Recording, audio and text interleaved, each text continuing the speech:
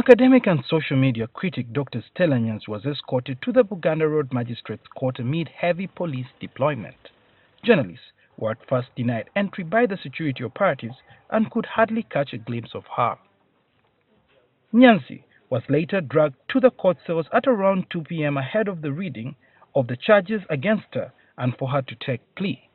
Before the charges were read out to Dr. Nyanzi, State Attorney and Lead Prosecutor Jonathan Mwaganya filed an application before court to have Dr. Stella Nyanzi's mental status examined to ascertain if she is indeed of sound mind, basing on the evidence from an affidavit sworn by some investigating officers. The officers claimed that Nyanzi behaved unusually and made utterances that were grossly indecent while in custody at Kira Division Police Station. The prosecution also adduced pictures of Nyanzi's nude protest as also evidence to prove that Nyanzi was mentally unstable.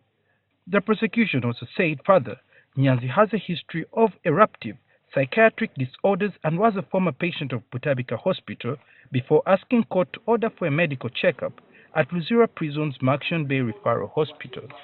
And the detention facility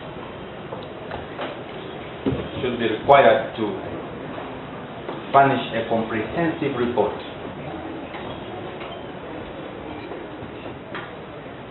of her history, if any, as well as her current mental health state. Dr. Stella Nyanzi is represented by 4 lawyers. Nicholas Opio argued that the application was brought in bad faith. Julius Galisonga called it a trick by the prosecution to waste time, while Isaac Semakade said the charges were brought under an old law and that the court should not allow itself to be used as a vessel of oppression. Presiding Chief Magistrate James Eremie asked for the charges to be read out to Stella Nyanzi after hearing both sides of the argument. The charges are cyber harassment for calling the president a pair of buttocks on her Facebook page between January and March this year, and offensive communication using her Facebook with the intention of disturbing peace under the Computer Misuse Act. Nyanzi denied both charges. I have written a lot about the current state of governance in this country. I've called His Excellency a rapist of the Constitution. I have called His Excellency an impotent man. I have called Your Excellency a range of metaphors, including a pair of buttocks. I have written a lot on my Facebook post, Your Honor. All my ratings, as far as I'm concerned, do not tantamount to cyber harassment, Your Honor. Those of us who dare to speak truth to power oppose the offenders. His wife has gone before Parliament and offended our Parliament. This regime has offended this country.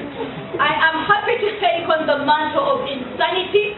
I am happy to take on the mantle of the truth teller if this mantle is going to be the only time that the regime will be told about its offense to the people of Uganda.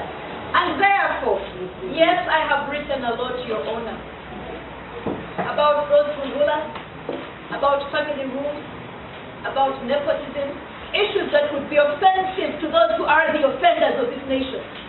However, Your Honor, I am not guilty of offensive communication. The Chief Magistrate then remanded Nyanzi until the 25th of March, when she will return for the hearing of the case. Her lawyers spoke out about the charges against her. We think that no trial should be commenced with a view of suppressing fundamental freedoms, and that people must be given a fair trial in a court of law, regardless of who the complainants are, whether it is the wife of the president or the president himself. For now, Dr. Stella Nyanzi has been remanded to Luzira Maximum Prison, and she's expected to return here on the 25th in court to hear her bail application. Apparently for now, this dramatic court session has been very different and not the usual court sessions that we are used to, with heavy deployment coming in from very many lady officers, as well as a group of activists coming out, laying placards and carrying posters of Dr. Stella Nyanzi in her support. Suhail Mugabe, NTV.